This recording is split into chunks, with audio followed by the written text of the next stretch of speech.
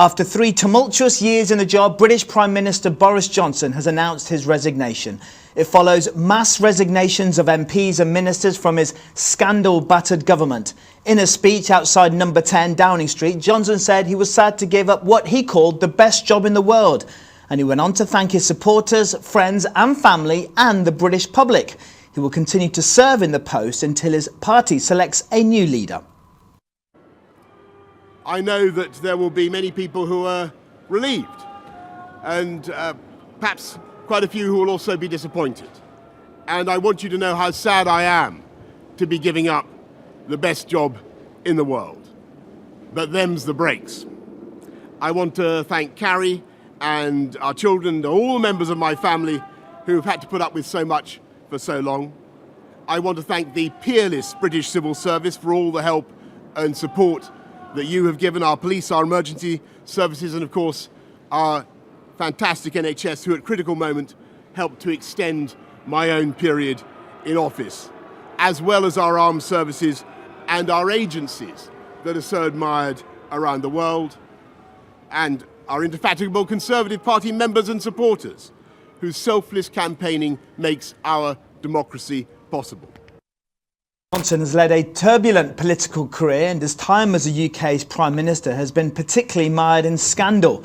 Thomas Delano takes a look at the key moments in his premiership that led up to today's resignation. Boris Johnson is elected as the leader of the Conservative and Unionist Party. In July 2019, Boris Johnson was elected as the leader of the Conservative Party, making him the UK's new Prime Minister. Johnson's political career had many highs, but earlier today it reached a significant low as he resigned from his position as Prime Minister. Johnson was felled by crises of his own making as scandals of ethics dominated the political conversation and eventually turned his own party against him. In early 2020, the COVID pandemic hit the UK. I urge you, at this moment of national emergency, to stay at home, protect our NHS, and save lives. And so, the streets emptied as the first national lockdown began. How are you? Good morning. Johnson's handling of COVID and countrywide vaccinations gave him a poll boost, but it was also the beginning of his end. In early December 2021, it was first reported that Johnson allowed COVID rule-breaking parties in his office. Prime Minister, there is a trust issue here. You're asking people to be cautious. They see the picture of you sitting in the Downing Street garden, drinking wine, eating cheese, at a time when those were not within the rules. They don't buy that it's a work meeting. There are people on Twitter who say they had funerals of loved ones in the same week and they couldn't have that many people at their funerals. Do you understand why people are angry and why they might be less likely to do what you say? Those were people at work talking about work. Johnson was fined by police and criticised by an investigator's report for what came to be known as Partygate. And I want to begin today by renewing my apology to the House, to the whole country, for the short lunchtime gathering on the 19th of June 2020 in the Cabinet Room, during which I stood at my place at the Cabinet table and for which I received a fixed penalty notice. And I also want to say, Mr. Speaker, above all, that I take full responsibility for everything that took place on my watch. Johnson urged his party and country to move on and focus on the UK's cost of living crisis and the war in Ukraine. Johnson was active in his support of Ukraine in the war against Russia, which led to support for him in the Eastern European country. But the failures in 2 local elections showed that the British public had neither forgiven nor forgotten Partygate. I just see an absolute disaster, an embarrassment, and a shuffling buffoon leading the country at the moment who needs to go now. Johnson getting caught changing his story on the way he handled allegations of sexual misconduct against a senior party official caused the scandal which sealed his fate. The timetable for Johnson's departure will be released next week, and a new Tory leader is set to be in place by the party's conference in October. Tomisi Delano for Arise News. And I'm delighted to say that Lord John Taylor of Warwick joins us now from his office live in Westminster. Lord John Taylor, thanks for joining us here on Arise News. Let's start with your reaction to what has been 2 days of high political drama, ultimately now resulting in the resignation of Boris Johnson. Your thoughts? Well, the chances of Boris Johnson ever changing his leadership style, I think, ranged from 0 to 0. So this was inevitable. It should really have happened many months before, because Johnson is a great campaigner, but not a great governor. You know, you campaign with poetry, but you govern with prose, and it's the governing that he wasn't very good at. And what did you make of his resignation statement today? He seemed to suggest and indicate that the cabinet and the party will ultimately regret getting rid of him in the long term, and he remains an electoral asset. Do you agree with that assessment? I think he's a bit delusional. It was a typical Boris Johnson speech in a way. There was no apology. He seemed to blame his fellow Tory MPs. In fact, he talked about the herd instinct of his fellow MPs getting rid of him. And I thought that was rather insulting.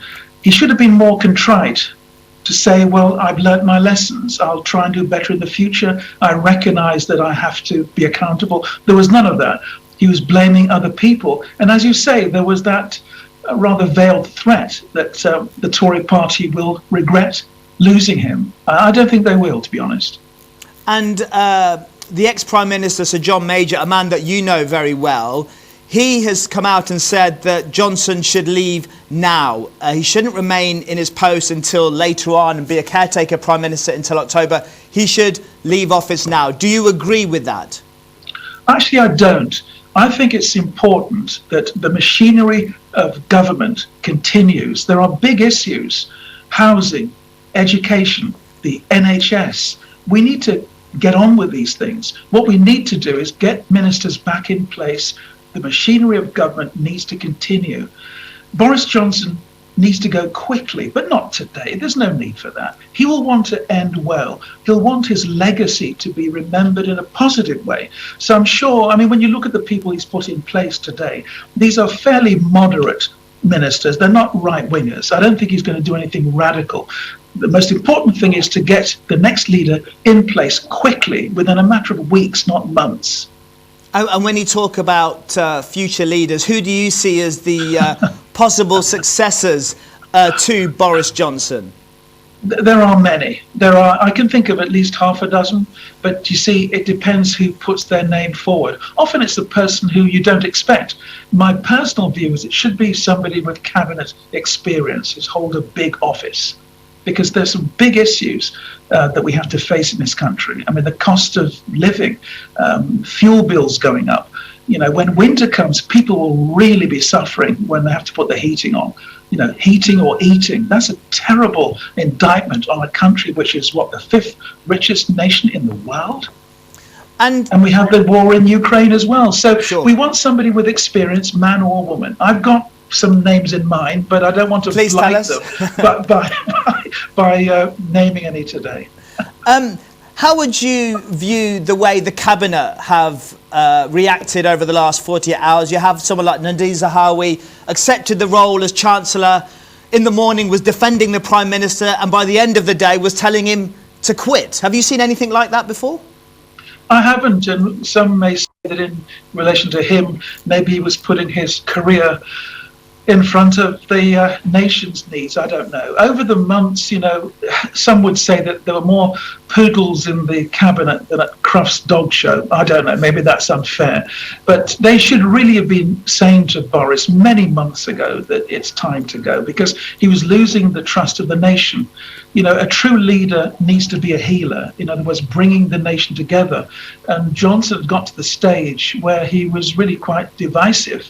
And people were getting very angry out there, you know, Partygate, Pattersongate, Pinchergate, the 3 Ps, as it were. And it seems, you know, that he wasn't telling the truth on all three occasions, and people just got weary of all the trauma. We just want, in many ways, this is the storm before the calm. We'll get through this. We're a great nation, and the Tory party, I think, will rise again. We just need to get through this. But believe me, there are a number of potential leaders out there, any one of whom can replace Boris Johnson and lead this nation. And it's about the nation, not just the party. It's about the nation, leading the nation with vision and clarity.